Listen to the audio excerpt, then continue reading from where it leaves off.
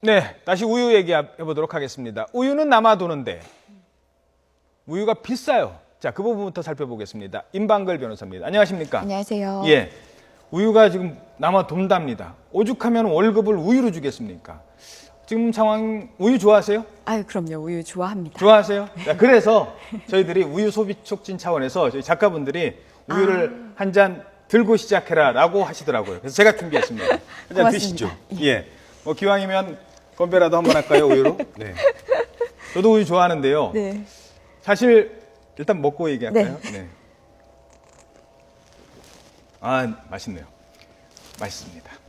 근데 많이 안 먹는 것 같아요, 요즘에. 사실 옛날보다는. 어떻게 해보세요? 그렇죠. 예전에는 사실 학교에서도 제 급식 기억에 때, 예. 학교에서도 항상 우유를 하나씩 먹었던 기억이 나는데 예. 요새는 과거에 비해서 먹을 것이 더 많아진 것인지 아니면 우유를 대체할 다른 그런 어떤 영양식이 많거나 아니면 영양 상태가 좋아서 그런지 우유에 대한 관심이 확실히 떨어진 건 맞는 것 같습니다. 그래서 그러다 보니까는 지금 이 우유의 소비량에 비해서 생산량이 훨씬 많아지다 보니까 그러다 보니까 결국 이 서울우유에서도 올해 상반기에만 거의 200억 원 가까이 적자를 봤다고 하죠. 예. 여기에 대한 이런 그 고통을 분담하는 차원에서 그 서울 우유 직원들이 이제 회사에다가 우유를 주문을 한 겁니다. 대신에 그 우유 그 유제품 대금은 월급에서 제하고 월급을 받는 그런 모양새가 됐죠. 그러니까 월급 대신 우유를 받은 거예요. 상당량을. 그죠? 네, 엄격하게 따지면 사실 법에서는 근로기준법에서는 임금을 통화, 그러니까 즉 돈으로 근로자에게 직접 전액을 지급해야 된다라고 규정돼 있습니다. 만약에 회사 측에서 아우 너무 이 회사가 적자다, 우리가 너무 적자량이 커서 임금을 제대로 지급할 수 없다, 임금 대신에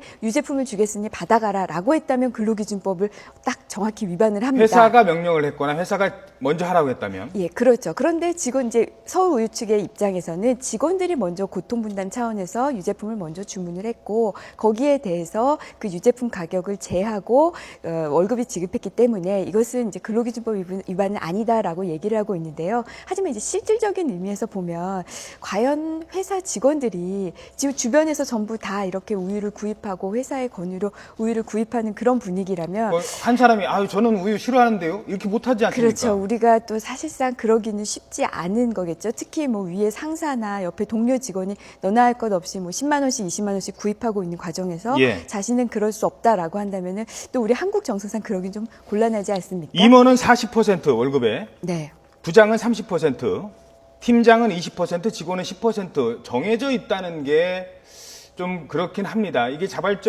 만약에 자발적이지 않다. 누군가가 나는 이거 내 의도가 아니다. 라고 얘기를 한다면 그건 근로기준법 위반이라는 거죠. 예, 그런데 본인이 그래도 내가 사실상 속으로는 크게 원하진 않았지만 그래도 겉으로는 본인이 이제 구입을 한 거기 때문에 이게 만약에 법정 다툼으로 간다고 했을 경우에는 사실은 쉽지 않을 것 같긴 하고요. 예. 근데 이제 하나의 문제점을 짚자면 이게 뭐 많게는 250만 원치를 구입하신 분도 있다고 해요. 적게는 10만 원, 20만 원. 근데 10만 원, 20만 원도 사실 그냥 그 일반 근로자들 월급쟁이 입장에서는 그 10만 원, 20만 원도 굉장히 큰 돈이거든요. 특히 집에서 이제 살림을 하는 사람이 있다면은 그 10만 원, 20만 원이 얼마나 큰 차이인지를 알 겁니다. 예. 게다가 이번 달뿐만 아니라 다음 달에 또 사야 된다. 또 다음 달에 사야 된다라고 하면 얘기가 달라지는 거고요. 네. 하지만 지금 이 특정 업체가 뒤에 나와서 그렇습니다만 서울우유의 얘기로는 우유를 살 때 이걸 마트에서 사는 가격으로 산 게 아니라 최저가 유통 마진을 가격이죠. 뺀 가장 원가에 샀다 말하자면. 네, 지금까지도 출고가.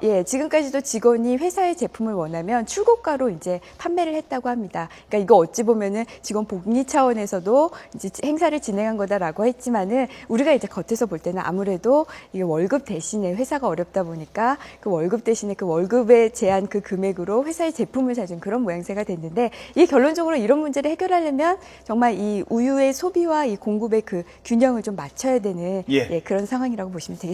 자, 네, 저희들이 그래서 이 월급으로 산 게 맞네, 틀리네, 아직은 얘기하고 싶지 않습니다.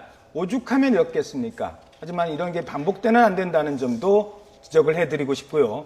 우유를 많이 드시는 게 해결책일 것 같습니다. 그 전에 우유 가격 좀 낮춰주세요. 그러면 더 많이 먹을 수 있지 않겠습니까? 다음 아이템 보겠습니다.